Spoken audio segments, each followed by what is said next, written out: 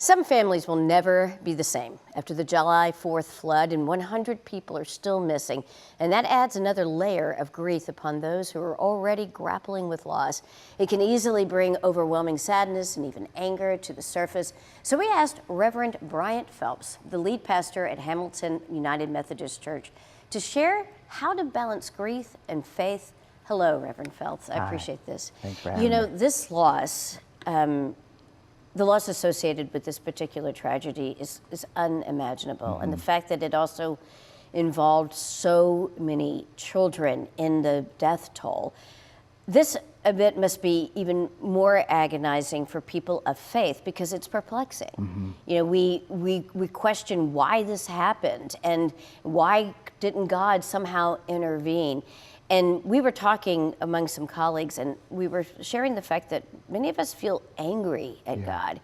Is that okay? Yeah, I think what we're experiencing is the tension of faith and our existential reality, right? That we are dealing with this term called theodicy. How do we reconcile the unimaginable with an all-knowing, all-loving God? Right. And I also think that anger is part of the grieving process. So trying to reconcile those things is going to take time. So I think it's perfectly natural. So it's perfectly natural. All right. So a lot of people also, or I shouldn't presume, but I would imagine that this has shaken those who are believers and shaken their faith. Tell us about how people can work through that and potentially restore their relationship with God. Yeah, I think part of the grieving process and reconciling our anger, we must admit that something has happened, right? The unimaginable, the unthinkable has happened, and begin addressing that, accepting that we're feeling these feelings and live into those moments, right? I think this is biblical as well, right? Where when the prophets of the Old Testament start wrestling with their faith, they're ripping their clothes, right? So we must be at home with our feelings and then deal with those feelings, I think, in a constructive way, because I think anger can be erosive and corrosive, right? So to move beyond those places and dealing with those feelings and reconciling our faith, I think that that's the best way. So how does one reconcile with the faith? I mean, does one, take a moment to have some time away? Or does one, seek counsel from somebody such as you that are in the faith field?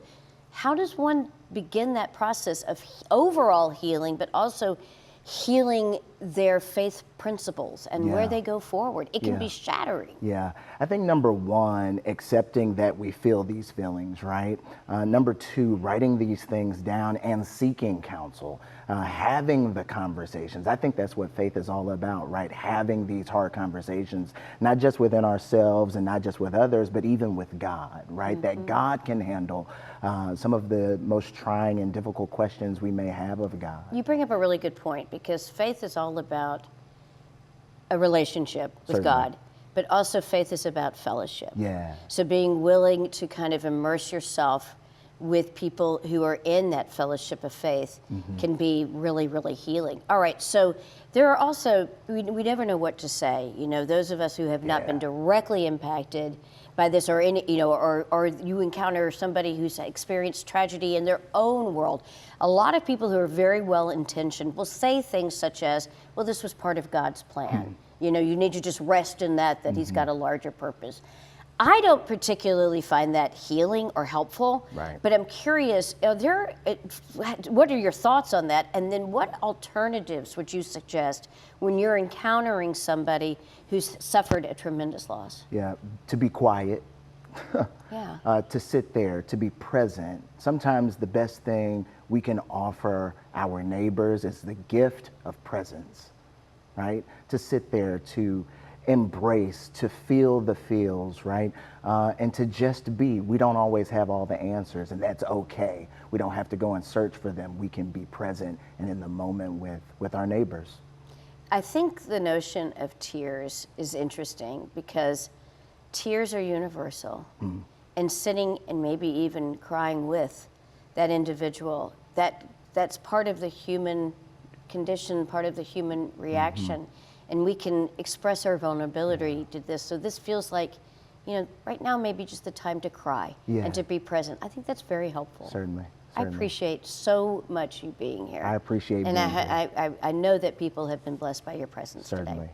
All right, thank you. Thank you.